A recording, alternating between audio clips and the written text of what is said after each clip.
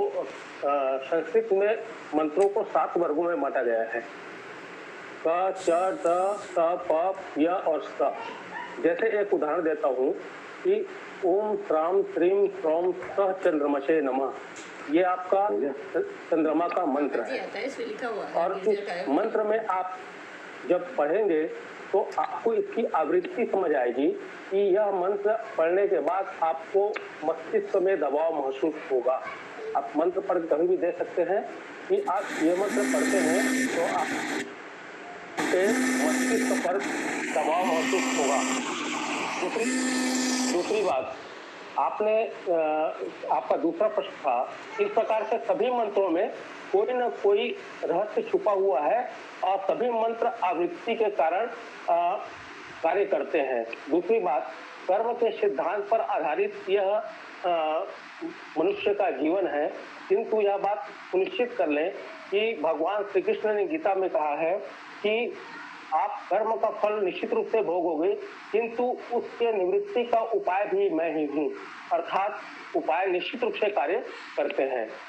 दूसरी बात, आपने रत्नों की बात कही, तो रत्नों की जब हम जांच कराते हैं तो पता चलता है कि मोती में कैल्शियम कार्बोनेट होता है, मूंगा में चूना और डोलोमाइट होता है, बुध में क्रोमियम होता है, गुरु में कार्बोफॉस्फाइड होता है, शुक्र में कार्बन होता है, शनि में लौह तत्व अर्थात एल्युमिनियम ऑक्साइड होता है और सूर्य में कोरियम ऑक्साइड होता है। इस प्रकार से यदि हम देखें कि ये रत्नों में इतनी चीजें पाई जाती हैं, अलग अलग रत्नों में अलग अलग प्रकार से, तो आप यह मान के चलिए कि हमारे 5 उंगलियां हैं और 5 उंगलियों का जो नस है वो आपके शरीर के विभिन्न हिस्सों में पहुंचा हुआ है। जैसे रिंग फिंगर में यदि आप माणिक्य धारण करते हैं और माणिक्य में क्रोमियम ऑक्साइड है, जिसका कार्य केवल और केवल आपके हृदय का संचालन करना है। तो इस प्रकार से यदि आप माणिक्य पहनते हैं तो आपका उचित हृदय का संचालन होगा और रक्त की जो मात्रा है आपके शरीर तक उचित रूप से पहुंचेगी। उसी प्रकार यदि कैल्शियम कार्बोनेट के शरीर में कमी हो जाती है तो आपको मोती धारण करना चाहिए, क्योंकि इससे आपका दाहिना मस्तिष्क जो है चलायमान होगा और मानसिक दबाव से आप उतरेंगे। तीसरी बात, यदि आपके शरीर में क्रोमियम की कमी है तो आप तर्क करने में सक्षम नहीं होंगे और आपका बायां मस्तिष्क उतना काम नहीं कर पाएगा। यदि आप पन्ना पहनते हैं तो क्रोमियम की कमी पूरी होगी और आपका बायां मस्तिष्क सुचारू रूप से काम करना शुरू करेगा, आप चतुर और तार्किक बनेंगे। इस प्रकार से सभी रत्नों में वैज्ञानिकता भरी हुई है।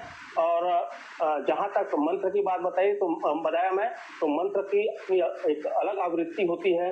और जहाँ तक दान की बात आती है तो दान का मुख्य स्रोत है गंध और रस द्वारा ईश्वर तक दान की जो आपकी वस्तु है वो पहुँचती है। बस इतना ही कहना चाहूंगा, ज्यादा बोलना अभी संभव नहीं है क्योंकि बाकी विद्वानों ने सही प्रकार की बातें रख डाली हैं। धन्यवाद सीता जी। अनिल जी, आपका बहुत बहुत धन्यवाद इस चीज के लिए। मेरा उद्देश्य सिर्फ यही था कि लोग बात इस पर चर्चा करें, अपनी बात को विस्तृत एकाध दिन समूह में विस्तृत चर्चा इस संबंध में रखेंगे। चर्चा इस पे हो कि इनकी सार्थकता वैज्ञानिक आधार क्या है। में आपने जी बोले निखिल जी, ठीक है, thank you sir. Doctor Anil Tiwari ji, बहुत बहुत धन्यवाद। आपने मित्तल जी के प्रश्नों का उत्तर दिया, कम से कम कुछ आंसर लेके तो आज बंद होगा ये, अदरवाइज उनको लगता है कि कुछ आंसर नहीं मिल पाए आज के वेबिनार में। Thank you so much sir. नहीं कर पाया, समय हो। नमस्कार। हाँ, नहीं, बहुत अच्छा बताया सर आपने, गागर में सागर भरने वाली बात कही है, कम शब्दों में अपनी बात पूरी रख दी, समझ में आ गई sir. Thank you so much. अब मैं आमंत्रित करना चाहूंगी सुश्री सुनिधि उपाध्याय जी, अपना बिहार से।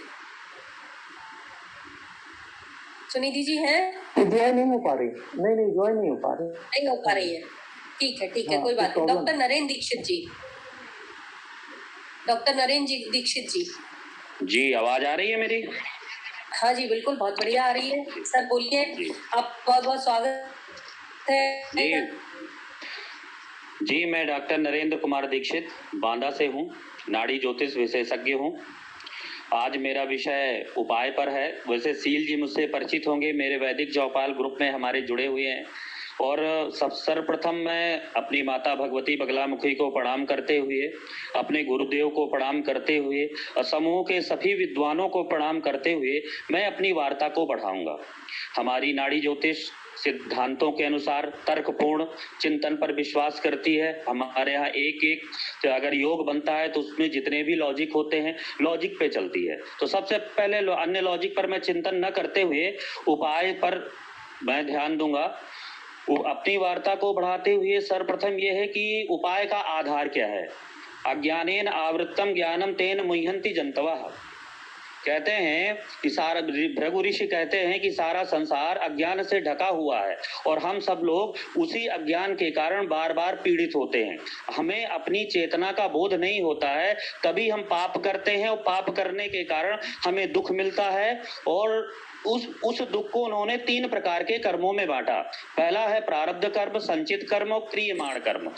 जब भी संचित कर्म वो कर्म होता है जो हम काम जन्म जन्मांतर से हमारे कर्म संचित कर्मों में संचित रहते हैं। संचित कर्मों का कुछ भाग्य, संचित कर्मों का जो कुछ भाग है वो भाग प्रारब्ध बनता है। जब प्रारब्ध बनता है तभी शरीर का निर्माण होता है। जीव कारक गुरु, आत्मा कारक सूर्य, दोनों उपयुक्त कोख कर्मानुसार उपयुक्त कोख को ढूंढ करके जन्म लेते हैं। तो प्रारब्ध कर्मों में जो शुभ कर्म होते हैं उनका वो शुभ योगों के रूप में जन्म कुंडली में प्रतिबिंबित होते हैं। जो अशुभ कर्म होते हैं वो अशुभ योग के रूप में जन्म कुंडली में प्रतिबिंबित होते हैं। शुभ कर्मों के कारण व्यक्ति को सुख मिलता है, राजयोग मिलता है, धन धान्य से संपूर्ण होता है, जीवन में बहुत प्रगति करता है। अशुभ योग के कारण दुख पाता है। अशुभ योग को भी 2 भागों में भृगु ऋषि ने विभाजित किया है। एक वो होते हैं, उस तरह के पाप होते हैं जो स्थायी पाप होते हैं। पूर्व जन्म में आपने जघन्य अपराध किया, बहुत पाप किए, जिसके कारण आपको ऐसी सजा मिली जिसका कोई निदान नहीं है। कुछ कर्म ऐसे होते हैं जिनको हम कर्मों के द्वारा, प्रायश्चित के द्वारा सुधार सकते हैं। जैसे आप ऐसा मान के चलिए कि अगर आज जन्म काल में जब आपका जन्म हुआ बालक का, उसको कोई स्थायी विकलांगता है, कोई स्थायी कमी है, उसको पूरा नहीं किया जा सकता। न डॉक्टर कर सकता है, न ज्योतिष कर सकती है। उसका क्या है, उसने उस ऐसे कर्म किए हैं, उन कर्मों को उसे भोगना है। अब इस कर्मों को, इस छोटी सी बात को मैं 4 योगों पर चर्चा करूंगा। सबसे पहला है सूर्य के साथ राहु। जीवन में सबसे मुख्य इन पर ज्योतिष सबसे ज्यादा चलती है। पितृदोष पर, चंडाल योग पर, शनि के साथ राहु पर और शनि के साथ केतु पर। ये 4 योगों पर मैं ज्यादा समय नहीं लूंगा, 2-2 मिनट बोलूंगा। सूर्य के साथ राहु को लोग तुरंत हम लोग पितृदोष मान लेते हैं, कहीं पर भी बैठा हो। सूर्य आत्मा का कारक होता है, सूर्य पिता का कारक होता है। नाड़ी ज्योतिष में सूर्य संतान का कारक होता है और उसके साथ राहु मतलब राक्षस बैठ जाएगा तो वहां पर नुकसान होगा, व्यक्ति को बहुत पीड़ा होगी। वास्तव में ऋषि ये कहते हैं कि आपने क्यों देवद्रोह किया है, आपने अपने पिता का उचित सम्मान नहीं किया है, आपने पिता तुल्य व्यक्ति का बहुत अपमान किया है, जिसके कारण अगले जन्म में आपको संतान दोष, देवद्रोह लगेगा। जैसे आप ऐसे मान के चलिए, मैं पौराणिक आख्यान की बात कर रहा हूं कि सूर्य को हमारी नाड़ी ज्योतिष में शेर भी माना जाता है और सूर्य को विष्णु भी माना जाता है। और सूर्य के साथ जब राहु बैठ जाता है तो राक्षस का रूप ले लेता है। राहु को मुख का भी कारक माना जाता है। तो क्या हुआ, सूर्य शेर का कारक हुआ, सूर्य विष्णु का कारक हुआ और राहु क्या हुआ, राहु मुख का कारक हुआ। शेर मुखी भगवान उत्पन्न हुए, शेर मुखी भगवान ने अवतार लिया। क्यों लिया? क्योंकि उसका जो प्रहलाद का पिता था वो क्या कर रहा था, देवद्रोह कर रहा था।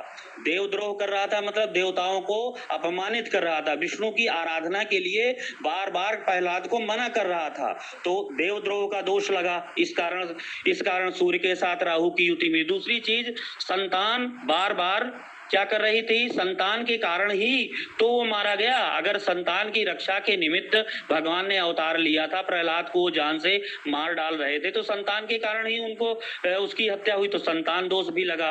तो सूर्य के साथ अगर राहु बैठ जाए तो हम लोग तुरंत कह देते हैं पितृदोष है। बल्कि पितृदोष के लिए एक थ्योरी ऋषि कहते हैं, नवमेश का भी उसमें योगदान होना चाहिए। नवम भाव का स्वामी जब तक उसमें योगदान नहीं होगा तब तक वो पूरी तरह से नहीं पितृदोष बन सकता। सूर्य के साथ राहु को संतान दोष, देवद्रोह, पूर्व जन्म में जब व्यक्ति देवताओं का अपमान करता है, देवताओं की सत्ता का सम्मान नहीं करता है, मंदिरों को नुकसान पहुंचाता है, परमात्मा को अपशब्द बोलता है, तभी इस जन्म में सूर्य वो होता है, सूर्य कमजोर हो जाता है, सूर्य पीड़ित हो जाता है। हमारी नाड़ी ज्योतिष कहती है कमजोर ग्रह उतना नुकसान नहीं करता है जितना पीड़ित ग्रह नुकसान करता है। ऐसे देखिए, अगर गरीब आदमी साइकिल से नहीं पैदल से भी चलेगा तो उसको ज्यादा फर्क नहीं पड़ेगा, लेकिन करोड़पति यदि पैदल चल गया तो उसको ज्यादा नुकसान होगा। तो इसी तरह सूर्य क्या होता है, अब इसको उपाय के रूप में यदि हम डालें तो सूर्य हमारा जो होता है, सूर्य विष्णु का रूप होता है और सूर्य पर पीपल का वास होता है। भगवान विष्णु गीता में भगवान श्री कृष्ण कहते हैं कि वृक्षों में मैं अश्वत्थ वृक्ष हूं, मैं पीपल का वृक्ष हूं। यदि आप पीपल के वृक्ष के पास सूर्य के साथ राहु वाले यदि पीपल का वृक्ष लगाएं तो जीवन में उनके जो ये स्थायी पाप है, जिसके कारण इसको आप सूर्य की आराधना से भी दूर नहीं कर सकते हैं, राहु के जप से भी दूर नहीं कर सकते हैं, और सूर्य राहु के साथ साथ आप इसको गोमेद पहना करके भी दूर नहीं कर सकते हैं, ना ही आप उसको माणिक्य पहनाकर दूर कर सकते हैं, क्योंकि एक स्थायी पाप है और स्थायी पाप के लिए स्थायी उपाय भी होना चाहिए। तो जो ये स्थायी उपाय होता है विष्णु, ये पीपल का लगाना। आपने देखा होगा कि बहुत सी महिलाएं जिनकी गर्भ धारण बार बार गर्भ नष्ट हो जाते हैं, तो वैज्ञानिकों ने देखा कि उनके गर्भ में उनके शरीर में ऑक्सीजन की कमी पाई गई। ऐसी महिलाओं को जहां ऐसे पीपल के वृक्ष जहां पर लोगों का आवागमन है और कुछ देर बैठाया जाए, कुछ देर आधा एक घंटे अगर वहां पर बैठे तो धीरे धीरे उनकी ये कमी दूर हो जाती है और संतान टिक जाती, क्योंकि संतान का कारक हमारी नाड़ी ज्योतिष में सूर्य को ही माना गया है और पिता का कारक भी सूर्य को माना गया है। इसी तरह आपने देखा होगा जो हमारे ऋषि मुनि होते थे पीपल के वृक्ष के पास बैठते थे, क्योंकि पीपल के वृक्ष में ऑक्सीजन देने की क्षमता सबसे ज्यादा होती है और सबसे ज्यादा ऑक्सीजन देने की क्षमता होने के कारण ये लोग ऋषि मुनि लंबे समय तक हेल्दी रहते थे, दीर्घायु रहते थे।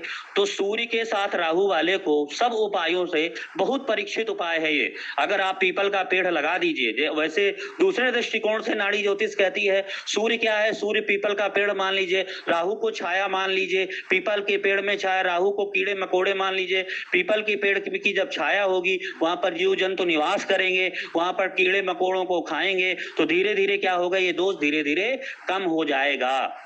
हमारी नाड़ी ज्योतिष रत्न सिद्धांत को केवल 20% मान्यता देती है। वो कहती है कर्म का सिद्धांत पहले है, रत्न का सिद्धांत बाद में है। वो कहती है कि जिस प्रकार लाख गायों के बीच में बछड़ा अपनी मां को ढूंढ लेता है, उसी प्रकार हजार कर्मों के बीच में हजार लाखों कर्मों के बीच में कर्ता अपने कर्म को ढूंढ लेता है। इसी तरह नरेंद्र दीक्षित जी क्षमा चाहूंगी, मैं आपको रोक रही हूँ सर, समयाभाव के कारण मुझे ऐसा करना पड़ रहा है। बाकी आपने इतना अच्छा बताया, पीपल के उपयोग को साइंटिफिक रीजन बताया कि इससे क्या क्या लाभ होते हैं, वाकई में बहुत शानदार है सर। फिर कभी आपसे जरूर पूरी चर्चा करेंगे। बाकी क्या आप कॉम्बिनेशन बताना चाह रहे थे, हम वो भी जरूर सुनेंगे, लेकिन आज के लिए मैं क्षमा चाहूंगी, आज समय बहुत कम है, ऑलरेडी हम लोग आपका बहुत बहुत धन्यवाद। आपने एक जो भी राहु और सूर्य का और जिस तरह से आपने पीपल को ऑक्सीजन से जोड़ते हुए जो उपाय बताए हैं, वाकई में सराहनीय है। बहुत बहुत बधाई हो, धन्यवाद आप लोगों के बीच में जुड़े।